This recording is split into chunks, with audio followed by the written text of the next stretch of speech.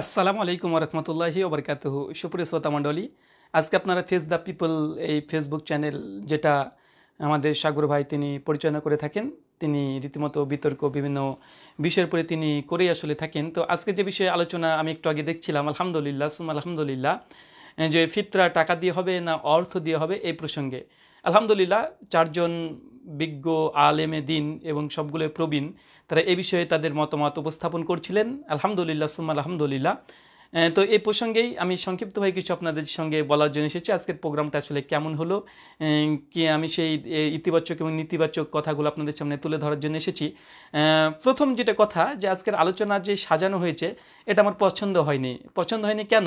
কারণ হচ্ছে এটা যে আজকে চারজন ব্যক্তির উপস্থিতিতে আজকে আলোচনা হয়েছে, চারজন আলেম। প্রথম মাওলানা আবুল কালাম বাশার সাহেব, দুই নম্বর যিনি ছিলেন তিনি একজন আজারি সাহেব ছিলেন, জালালউদ্দিন আজারি সাহেব। আর তৃতীয় একজন ছিলেন মাওলানা সাইদ সাহেব, আরেকজন ছিলেন আকরামুজ্জামান বিন আব্দুল সালাম। আমার পছন্দ হয়নি কারণ হচ্ছে এটাই, কেননা আজকে যে টাকা দিয়ে ফিতরা দেওয়া জায়েজ না না জায়েজ, বা খাদ্যদ্রব্য দিয়ে ফিতরা দেওয়া কোনটা উত্তম, এ বিষয়ে আলোচনার সূচনা হয়েছিল। তো এখানে পয়েন্ট অফ ভিউ বা দৃষ্টি আকর্ষণ করছি শ্রোতাদের, কারণ এখানে তিনজন এক পক্ষের আর একজন এক পক্ষের। শুধু আকরামুজ্জামান বিন আব্দুল সালাম মাদানী হাফেজাহুল্লাহ তিনি পক্ষে যে ফিতরা আদায় করতে হবে এটা শুধুমাত্র খাদ্যদ্রব্য দিয়ে, কোনো যদি কারণ থাকে, ভয়াবহ কোনো কারণ ঘটে, সেক্ষেত্রে টাকা দিয়ে দেওয়া যেতে পারে, এই দিকে একজনের রায়। আর বাকি তিনজন যারা ছিলেন তারা তিনজনই একমত পোষণ করছেন যে টাকা দিয়ে ফিতরা দেওয়া এটা জায়েজ, শুধু জায়েজ না, এটা উত্তম, এটা ভালো সময়ের দাবি। তো এখানে স্বাভাবিকভাবে দেখবেন যে যখন তিনজন আলেম ফার্স্ট 10 মিনিট করে কথা বলছিলেন, 3-30 মিনিট অলরেডি কথা বলে দিয়েছেন, কিন্তু বিপক্ষীয় দল, প্রতিপক্ষ যিনি আছেন তিনি হচ্ছেন একজন মাওলানা আকরামুজ্জামান বিন আব্দুল সালাম হাফেজাহুল্লাহ। অতএব 3 ভাগ, মানে তারা 30 মিনিট কথা বলছেন আর ইনি বলছেন 10 মিনিট। সেকেন্ড রাউন্ডেও একই বিষয়, যে তারা 15 মিনিট কথা বললেন, ইনি 5 মিনিট কথা বললেন।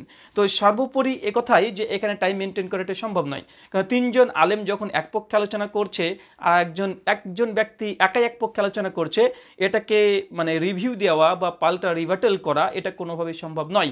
তাই এখানে সময়ের ঘাটতির প্রবলেম এটা হবে, এটা আজকের প্রোগ্রামে এটা ভুল সাজানো হয়েছে। এখানে খুব বেশি হলে দরকার ছিল দুজন আহলে হাদিস, কোনো ওলামা যারা টাকা দিয়ে ফিতরা দেওয়ার প্রসঙ্গে একমত পোষণ করেন অর্থ দিয়ে, আর দুজন থাকবে। এই দুই যদি 4 হতো আলহামদুলিল্লাহ মাশাআল্লাহ চমৎকার হয়ে যেত।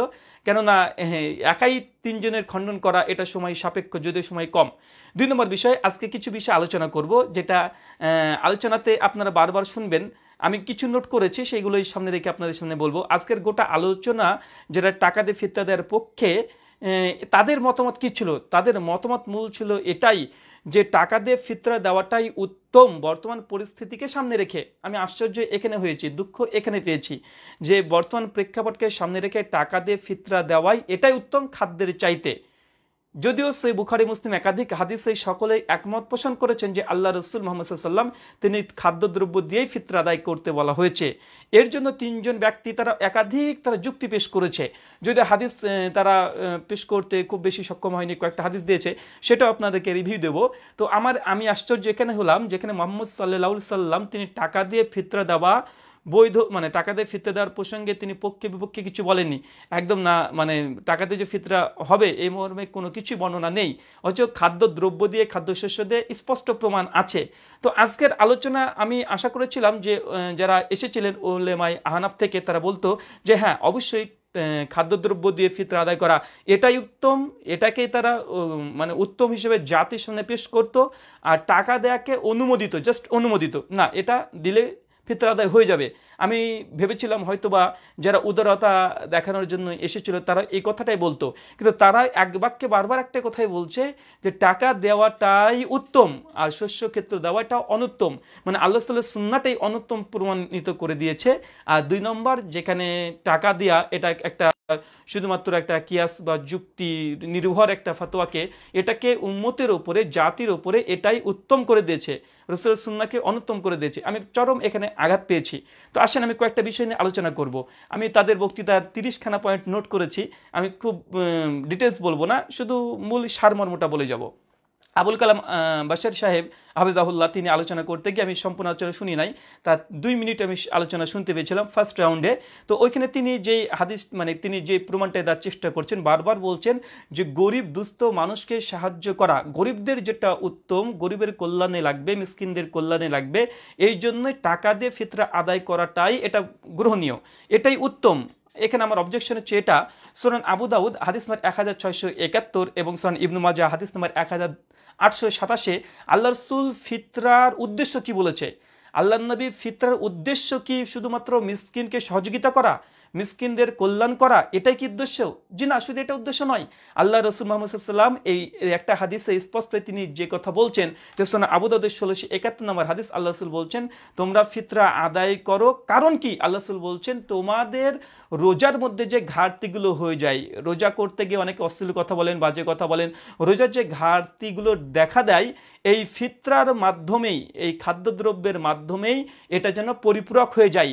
মানে ফিতরার মুখ্য উদ্দেশ্য, এর হিকমত হচ্ছে এটাই, এর উদ্দেশ্য হচ্ছে এটা যে আপনি যে রোজা পালন করছেন, সিয়াম পালন করছেন, কোনো সিয়ামে দুর্বলতা আসলে, কারণ আমরা তো সকলে গুনাহ থেকে মুক্ত নয়, তো আমাদের মধ্যে যদি কোনো ত্রুটি বিচ্যুতি হয়ে যায়, ফিতরা একটা গরিব মিসকিনকে দিয়ে, খাদ্যদ্রব্য দিয়ে, যেহেতু আমরা খাদ্য থেকেই সিয়ামের সময়তে দূরে ছিলাম, তা আল্লাহ রাসূল তিনি খাদ্য দিয়ে একজন মিসকিনকে তিনি সহযোগিতা করতে বললেন, এটা উদ্দেশ্য। আর দ্বিতীয় উদ্দেশ্য যে মিসকিনের সহযোগিতা। তো ফার্স্ট পয়েন্ট হচ্ছে এটা যে ফিতরার উদ্দেশ্য এটা নয় যদি শুধুমাত্র মিসকিনদেরকে সহযোগিতা করা। ফিতরার মূল উদ্দেশ্য নিজের রোজা যদি দুর্বল হয়ে যায়, সেক্ষেত্রে নিজের রোজাকে কমপ্লিট করা, নিজের রোজাকে ফুলফিল করা, নিজেকে আগে বাঁচানো। কু আনফাসাকুম আহলাকুম নারা, আগে নিজে বাঁচার কথা আল্লাহ নবী মুহাম্মদ সাল্লাল্লাহু আলাইহি ওয়াসাল্লাম এই কথা বলেছে। তাই তাদের যতগুলো আর্গুমেন্ট তারা পেশ করেছে যে মিসকিনদের উদ্দেশ্যে, মিসকিনদের কল্যাণে, এটা মৌলিক প্রথম উদ্দেশ্য নয়। প্রথম উদ্দেশ্য কি? নিজের সিয়ামকে পরিপূরক করা, এটাই মূল উদ্দেশ্য। তাই তাদের এই মর্মে যতগুলো 20টা জবাব দিয়েছে সবগুলো খণ্ডন করা যায়, তবে এই একটা হাদিস দিয়ে আমি খণ্ডন এটাই করলাম। পয়েন্ট নম্বর 2, আবুল কালাম বাশার সাহেব তিনি একটা হাদিস পেশ করেছেন মুসান্নাফ ইবনু আবি শাইবা থেকে, যেটা আবি ইসহাক সাহাবী জুয়াহির বিন মুআবিয়া থেকে। এই হাদিস নিয়ে আমার 1 ঘন্টার আলোচনা আছে, হাদিসটা সহিহ নয়, কেননা জুয়াহির বিন মুআবিয়া আবি ইসহাক সাহাবী রাহিমাহুল্লাহ, এই আবি ইসহাক সাহাবী একজন তাবেঈ, তিনি যে হাদিস বর্ণনা করছেন টাকা দেওয়ার কথা, যেটা মুসান্নাফ ইবনে আবি শাইবাতে আছে, আবি ইসহাক সাহাবীর শেষ জীবনে মস্তিষ্ক বিকৃত ঘটেছিল এবং আবি ইসহাক সাহাবীর কাছ থেকে জুয়াহির বিন মুআবিয়া রাহিমাহুল্লাহ তিনি তার মস্তিষ্ক বিকৃত হওয়ার পরেই হাদিস শুনেছে। এর জন্য প্রমাণ একাধিক আছে, আমি ডিটেলস আলোচনা করেছি। একটাই শুধু প্রমাণ দিই, মুত্তালাকিন 35 নম্বর জীবনীতে ইয়াহিয়া ইবনু মাইন রাহিমাহুল্লাহ তিনি কথা বলেছেন, একাধিক প্রমাণ দেওয়া যাবে। তার মানে বোঝা যাচ্ছে যে এই জুহাইর বিন মুআবিয়ার এই সনদটা সহিহ নয়। 2, এই হাদিসটা যদি সহিহ হয়, তারপরে সাহাবী যে আদরাকতাহুম, এর উদ্দেশ্য সাহাবী নয়, কেননা এখানে মূল কারণ হচ্ছে এটা যে তিনি একজন নিজে তাবেঈ, তিনি তাবেঈর কথাই বলবে। আর যদি সাহাবী হয়, তাহলে সাহাবীদের বর্ণনা পাওয়া যেত হাদিসে, যে কোন কোন সাহাবী তারা বলেছে যে টাকা দিয়ে ফিতরা দেওয়া বৈধতা, কিন্তু কোন সাহাবী থেকে কোনো কল পাওয়া যায় না, অথবা এটা তাবেঈ দেখেছে এটাই হয়, তারপর হাদিসটা সহিহ নয়। তিনি একটা জবাব দিয়েছেন শেষ টার্মে মুফতি সাইদ সাহেব, যে জহির আবি ইসহাক সাহাবীর হাদিস সহিহ মুসলিমে আছে, হ্যাঁ সহিহ মুসলিমে আছে, বুখারীতেও আছে, তবে প্রত্যেকটা মুতাবাআত হিসাবে নিয়ে আসা হয়েছে, এই বিষয়ে আমার আলোচনা আছে, আপনারা দেখতে পারেন। আবুল কালাম বাশার সাহেব তিনি ইমাম ইবনু তাইমিয়া রাহিমাহুল্লাহ আল মুতাফা 855 হিজরি তার একটা ফতোয়া নকল করে বলেছেন, ইমাম ইবনু তাইমিয়া তিনিও নাকি বলেছেন যে খাদ্যদ্রব্য দিয়ে ফিতরা আদায় করতে তো হবেই, কেউ যদি টাকা দিয়ে দেয় তাহলে এটা বৈধ। কিন্তু ইমাম ইবনু তাইমিয়া এখানে ওজর পেশ করেছে, তিনি এটা বলতে চাননি, কেন বলেনি আল্লাহু আলাম। ইমাম ইবনু তাইমিয়ার ইমাম মাজমুল ফাতোয়াতে তিনি একাধিকবার কথাটা বলেছেন, কেউ যদি ওজর বশত, কারণবশত তার কাছে যদি খাদ্যদ্রব্য দেওয়া যদি সমস্যা হয়, সেক্ষেত্রে টাকা দেওয়া জায়েজ। এটা কি একটা কারণবশত, ওজর বেশিত, এটা তিনি শরীয়তি একদম চূড়ান্ত সিদ্ধান্ত নয়, তাই এই ফতোয়া কেউ একটু বিকৃত করা হয়েছে। পয়েন্ট নম্বর 2, এখানে আজহারি সাহেব তিনিও সেম প্রথমে এই 2টা হাদিসই নিয়ে এসেছেন, এক জুহাইর বিন মুআবিয়া থেকে মুসান্নাফ ইবনে আবি শাইবা, আর তিনি আরেকটা হাদিস নিয়ে এসেছেন হাসান বসরি রাদিয়াল্লাহু তাআলা আনহু থেকে, মুসান্নাফ ইবনে আবি শাইবা থেকে। তো এই হাসান বসরির একজন তাবেঈ, তিনি একজন তাবেঈ, তিনি সাহাবী নন, তার কথাটাও যে সহিহ সনদে প্রমাণিত এমনটাও নয়। হাসান বসরির সনদে সুফিয়ান সাউরি আছে, তিনি তাদলিস করেছেন, মুদাল্লিস রাবি, এই জন্য সনদটা সহিহ নয়। তাই এই হাদিস দিয়ে অন্তত এই সূক্ষ্ম বিষয় যে আল্লাহ রাসূলের মারফু হাদিস আছে, আর মারফু হাদিসের কাছে একটা মাকতু তাবির কথা দিয়ে আল্লাহ রাসূলের মারফু হাদিসকে মানে বিচ্ছিন্ন করে দেওয়া এবং আল্লাহ রাসূলের নিজের কথার হুকুমের উপরে তাবির কথা দেওয়া, এটা কোন ধরনের খেয়ানত আর কোন ধরনের উদারতা আমি এটা বুঝতে পারছি না। কারণ তাদের প্রত্যেকের আলোচনার সিদ্ধান্ত ছিল এটাই যে টাকা দিয়ে ফিতরা দেওয়া এটাই বর্তমান যুগে উত্তম। তার জন্য তিনি তাবির কল পেশ করছে। চিন্তা করেন, যেখানে আল্লাহ রাসূলের কথা যে তুমি খাদ্যদ্রব্য দিয়ে ফিতরা আদায় করবে, সে বুখারী 1503, 4, 5, 8, 9, 10 পরপর বর্ণনা আছে। সুনান আবু দাউদ 1600, 8, 9, 10 পরপর বর্ণনা আছে। এবং সকলেই একমত আল্লাহ রাসূল তিনি মাল দিয়ে তিনি ফিতরা আদায় করেছেন। টাকা দেওয়া জায়েজ না নাজায়েজ এটা হতে পারে, কোনটা উত্তম, টাকা দেওয়া কি জায়েজ এটা হতে পারে আজকের আলোচ্য বিষয়, কিন্তু তারা টাকাটাকেই উত্তম বানিয়ে দিয়েছে। আমি এখানে খুব দুঃখ পেয়েছি। এবং আল্লাহ রাসূল মুহাম্মদ সাল্লাল্লাহু আলাইহি ওয়াসাল্লামের হাদিসকে তারা একজন তাবিঈর হাসান বসরি রাদিয়াল্লাহু তাআলা আনহু, তিনি সম্মানিত ব্যক্তি, কিন্তু তার ফতুয়াতে আল্লাহ রাসূলের একদম ওহী নির্ভর কথাকে তারা বাদ করে দেওয়ার চেষ্টা করছে এবং আল্লাহ রাসূলের আমলটাকে তারা অনুত্তম বলছে, একজন তাবির কথাটাকে তিনি উত্তম মনে করছেন। এটা আমি খুব দুঃখ পেয়েছি, খুব কষ্টজনক। আর একটা বিষয় দেখেন, হাসান বসরির কলটা তো গেল, এটা মানে সহিহ সূত্রে প্রমাণিত নয়। তারপরে যেন তাবির কথা, আর হানাফি মাযহাবের মূল উসুল হচ্ছে এটাই যে তাবিদের কথা এটা হুজ্জত নয়, যেটা আমি একাধিক জায়গাতে আমি আলোচনা করেছি, আপনারা বারবার শুনতে পারেন। দারসে তিরমিজিতে জাস্টিস তাকি উসমানী তিনি একাধিক জায়গাতে বলেছে যে তাবির কথা এটা হুজ্জত না, আমাদের নিকটে হানাফিদের নিকটে হুজ্জত নয়, একাধিক প্রমাণ আছে। তারপরে দেখেন আজকে তাদের নিজের মানহাজ থেকে তারা দূরে চলে গেছে এই বিষয়টা। আরেকটা দেখেন, আজারি সাহেব আরেকটা তিনি দলিল দিয়েছেন যে বাইহাকিতে একটা অধ্যায় আছে, মুসান্নাফে একটা অধ্যায় আছে যে টাকা দিয়ে ফিতরা আদায় করার ব্যাপারে। তিনি এখান থেকে বুঝে নিয়েছেন, অতএব ইমাম বাইহাকির এটাই মত। এটা একটা সম্পূর্ণ একটা ভুল ধারণা। কোনো মুহাদ্দিস অধ্যায় রচনা করার অর্থ এটা নয় যে এটা তার ফিক। কেন ইমাম বাইহাকি টাকা দেওয়ার অধ্যায় রচনা করেছে, মাল দ্বারা অধ্যায় রচনা করেছে। মুসনাদ ইবনে আবি শাইবাতে টাকা দেওয়ার কথাও আছে, মাল দেওয়ার কথাও আছে। এটা মুহাদ্দিসদের ফিক নয়, এটা মুহাদ্দিসদের ফিক নয়, এটা ভুল। কেননা আপনি আবু দাউদ তিরমিজি খুলেন, পক্ষে বিপক্ষে তার হাদিস সংকলন করার আগে অধ্যায় রচনা করেছে। শুধুমাত্র ইমাম বুখারী রাহিমাহুল্লাহ তিনি যখন অধ্যায় রচনা করেছেন, এটা ইমাম বুখারীর ফিক, এটাই তার ফতোয়া, এটাই তার রায়, কিন্তু তিনি মুসনাদ ইবনে আবি শাইবা, বাইহাকি এগুলোকে ঢুকিয়ে দিয়েছে। এটা উচিত হয়নি, এটা এক ধরনের খেয়ানত আমি মনে করি এখানে। আরেকটা বিষয়, এখানে আসেন মুফতি সাইদ সাহেবের কথাই আমি সংক্ষিপ্তভাবে বলি। মুফতি সাইদ সাহেব প্রথমে তার খুতবার সময়তে সূরা আহজাবের 21 নম্বর আয়াত পড়েছেন, লাকাদ কানা লাকুম ফি রাসূলিল্লাহি উসওয়াতুন হাসানা, নিশ্চয় রাসূলের মধ্যে মুমিনদের জন্য উত্তম আদর্শ আছে, সূরা আহজাব 21 নম্বর আয়াত। কিন্তু তিনি এই আয়াত পাঠ করেছেন ঠিক, কিন্তু এই আয়াতের উপরে তিনি সিদ্ধান্ত দেন নাই। তিনি বলছেন রাসূলের মধ্যে উত্তম আদর্শ আছে, কিন্তু তিনি রাসূলের সিদ্ধান্তকে চূড়ান্ত মনে না করে তাবিঈর ফতোয়াকে তিনি চূড়ান্ত মনে করেছেন। এটা একটা পরস্পর বিরোধী, একটা সাংঘর্ষিক কথা। কারণ রাসূল মাল দিয়েই খাদ্যদ্রব্য দিয়ে ফিতরা আদায় করেছেন, এটাই রাসূলের আদর্শ। এটাই সাইদ সাহেবকে গ্রহণ করা উচিত ছিল, মিজানুর রহমান সাইদ হাফিজাহুল্লাহ তাকে গ্রহণ করা উচিত ছিল। 2 নম্বর, তিনি মাযহাবের বিভিন্ন ইমামের ইজতিহাদকে তিনি হক মনে করেছেন। বলছে বিভিন্ন মাযহাবের বিভিন্ন ফতোয়া দিয়েছে, এটা হক। তো এটা যদি ধরেও নিই যে বিভিন্ন মাযহাবের বিভিন্ন রায় আছে, এটা হক, তো আমরা বলবো শাফি, মালিক এবং আহমেদ ইবনে হাম্বল রাহিমাহুল্লাহ তারা বলছে এই মাল দিয়েই খাদ্যদ্রব্য দিয়েই তাকে ফিতরা আদায় করতে হবে। ইমাম আবু হানিফার ফতোয়া কি আরো চমৎকার। ইমাম আবু হানিফা রাহিমাহুল্লাহ তিনি বলছেন যে মাল দিয়ে ফিতরা আদায় করা এটা সুন্নাত, তো টাকা দেওয়া জায়েজ। ইমাম আবু হানিফা রাহিমাহুল্লাহ বলেননি যে টাকা দিয়ে ফিতরা আদায় করা উত্তম, যেটা আপনারা করছেন। তাই সালফে সলিহিনের বিরুদ্ধাচরণ কারা করছে? আকরামুজ্জামান আব্দুস সালাম না আপনারা? ইমাম আবু হানিফা রাহিমাহুল্লাহ তিনি মাল দেয়াকে সুন্নাত বলেছেন, টাকা দেয়াকে বলেছেন এটা অনুমোদিত, এটা জায়েজ। কিন্তু আপনারা করলেন কি আজকের আলোচনাতে? আপনারা করলেন টাকা দেওয়াটাই উত্তম, মাল দেওয়াটা চাইতে। এটাই সালফে সলিহিনের বিরুদ্ধাচরণ কারা করছে? আমি অবাক হয়েছি, এখানে আমি হতাশ হয়েছি। তিনি তারপরে আরো একটা নিয়ে এসেছেন, সূরা নিসার 59 নম্বর আয়াত পাঠ করে তিনি বলছেন যে উলুল আমরের কথা মানতে হবে। উলুল আমর, উলু শব্দটা বহু বচন, এক বচন নয়। তো ইমাম আবু হানিফা রাহিমাহুল্লাহ তিনি একাই বলছেন 4 ইমামের মধ্যে যে টাকা দিয়ে ফিতরা আদায় করার ব্যাপারটায় তিনি মত পোষণ করেছেন, কিন্তু 3 ইমাম তারা তো বলছে মাল দিয়ে দিতে হবে। তো উলুল আমর এখানে বহু বচন, কমপক্ষে 3 জন। তো শাফি, হাম্বলি, মালিকি তারা বলছে যে না, ফিতরা মাল দিয়েই হওয়া উচিত, এটা উচিত। তো এই উলুল আমরের যিনি আয়াতটা পেশ করলেন আমাদের মুফতি সাইদ সাহেব, কিন্তু তিনি আমল করলেন না। তিনি একজন ইমাম আবু হানিফা রাহিমাহুল্লাহর কলটাকেই সেই সময়কার আমরা 4 মাযহাবের কথা বলছি শুধুমাত্র, তিনি কিন্তু গ্রহণ করলেন না। এটাও তাদের উসুলের পরিপন্থী, এই আয়াতের আমলের পরিপন্থী।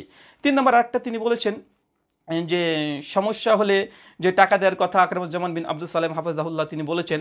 আরেকটা তিনি একটা বুখারী একটা আম হাদিস নিয়ে এসেছেন যে আল্লাহ রাসূল মুহাম্মদ সাল্লাল্লাহু আলাইহি ওয়াসাল্লাম ক্রয় বিক্রয়ের সময়তে একটা গরু বিক্রি করেছিল, তারপরে পরবর্তী সময় কিছুদিন পরে মানে ঘুরিয়ে দেওয়ার জন্য তার দুধ প্রসঙ্গে যে দুধ বিধান কি, এখন দুধ তো আল্লাহ রাসূল তার বিধান সমাধান দিয়েছেন যে কিসমিস টিসমিস দিয়ে এটাকে পরিপূরক করে দিতে হবে। এখানে দলিল তো আমাদের, কারণ আল্লাহ রাসূল এখানে আবার মালের কথাই বলছে, টাকার কথা বা দিনার বা দিরহামের কথা বলেনি। তো এই দলিলটা তো আমাদের, এই দলিলটা তিনি পেশ করেছেন কিভাবে, আমি অবাক হয়েছি।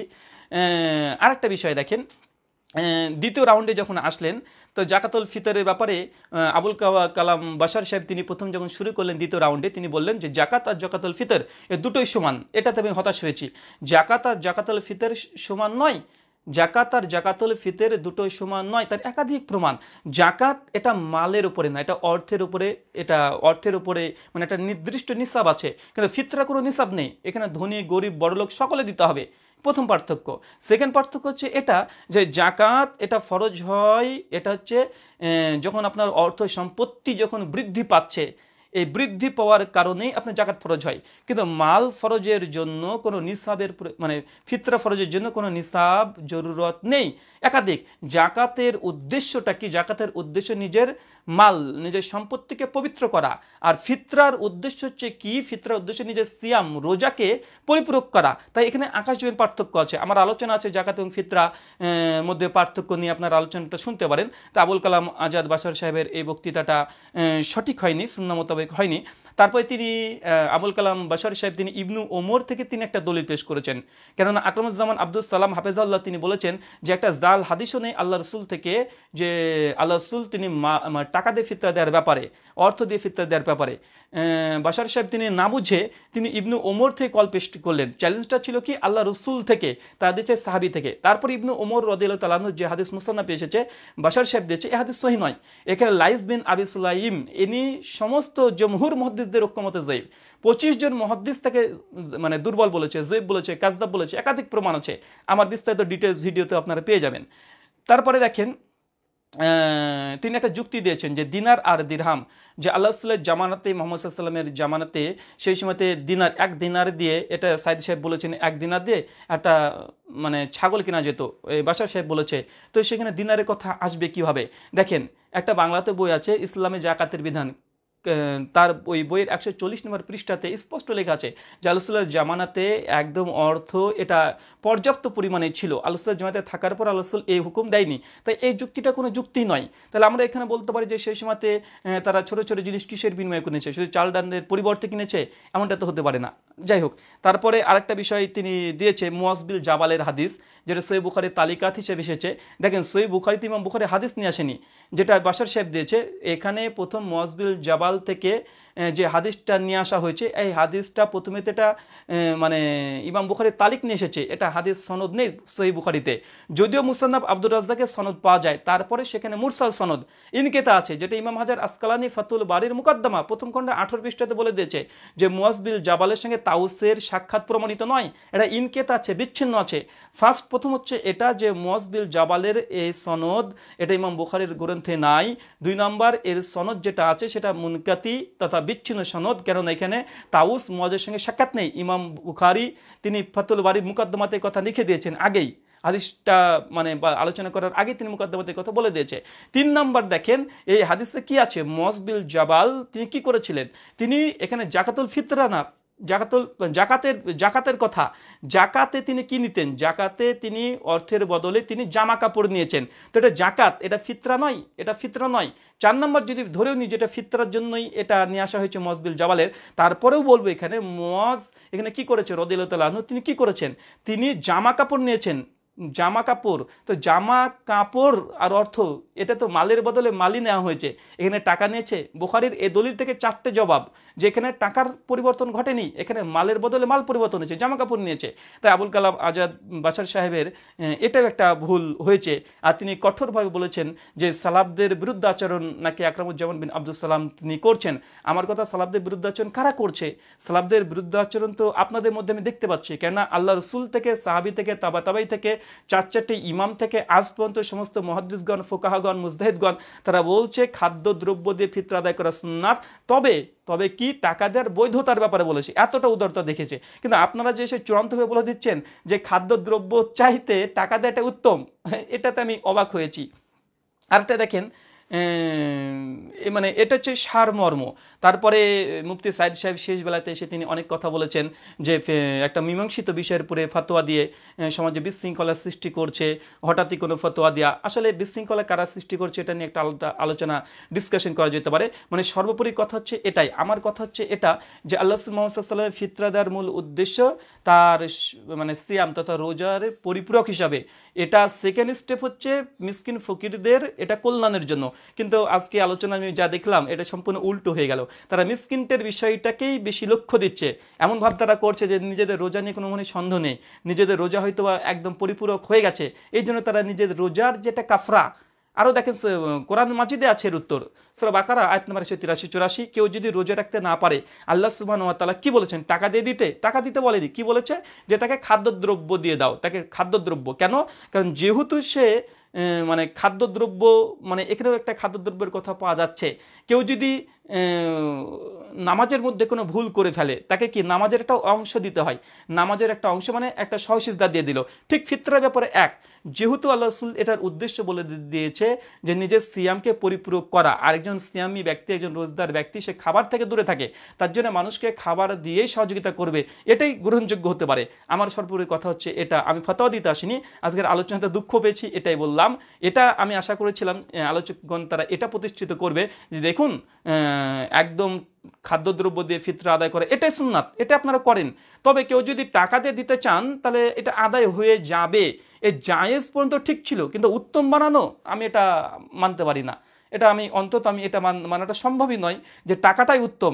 একজন তাবিজ যদি যদি কোনো তাবির কলও পাওয়া যায়, ওমর বিন আব্দুল আজিজ রাহিমাহুল্লাহ তিনি যদি এই তার যদি শাসন ক্ষমতা এটাও দিয়ে থাকে, তারপরে এটাই হয়, এটাই হওয়া উচিত ছিল যে টাকা দেওয়াটা জায়েজ, খাদ্যদ্রব্য এটাই সুন্নাত, এটাই উত্তম।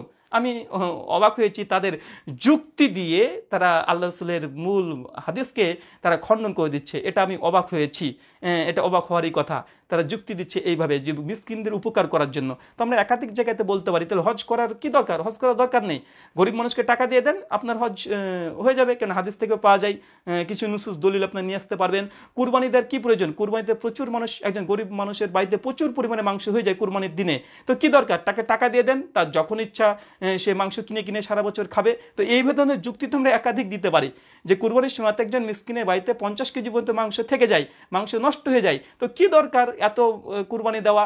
কি 2-4টে কুরবানি একটা গ্রামে দিয়েছে, দিয়ে দিল, আর বাকি 10-20টা যা ছাগল গরু আছে সেগুলোর টাকা তারা মানে বিক্রি করে দিয়ে কুরবানি গরিব মানুষকে বন্টন করে দেবে, তারা সারা বছর তারা মাংস কিনে কিনে খাবে, জামা কাপড় লাল টুকটুকে জামা কিনে পরবে। এই যুক্তি দিয়ে কি ইসলাম চলবে? জি না, এই যুক্তি দিয়ে ইসলাম চলবে না। আল্লাহ রাসূল এই জন্যই বলেছেন, বুখারীতে দেখবেন, সে বুখারী 5063 নম্বর হাদিস, কিতাবুন নিকাহ অধ্যায় যে ফামান রাগিবান সুন্নতি ফালাইসা মিন্নি, যার সামর্থ্য থাকার পরে আমার সুন্নাত থেকে বৈরাগ্য পোষণ করবে ফালাইসা মিন্নি, তারা আমাদের অন্তর্ভুক্ত নাই। অনুরোধ করব আলোচনা করার সময়তে এই দৃষ্টিগুলো আপনারা গভীরভাবে দেবেন যে কোনটা উত্তম কোনটা অনুত্তমের মাসলা দেন। আল্লাহ রাসূলের সুন্নাতকে আপনারা উত্তম প্রমাণ করলেন না, আর আপনাদের যুক্তিকে আপনারা উত্তম প্রমাণ করে দিয়ে চলে গেলেন। আমি হতাশ হয়েছি, অবাক হয়েছি। আল্লাহ রাসূলের এই বিধানের সঙ্গে, কোরআনের সঙ্গে, হাদিসের সঙ্গে এমন করাটা আমার মনে হয় উচিত নয়। যাক, আজকের মতো এখানে বিদায় নিচ্ছি। ওয়া মা আলাইনা ইল্লাল বালাগ। আসসালামু আলাইকুম ওয়া রাহমাতুল্লাহি ওয়া বারাকাতুহু।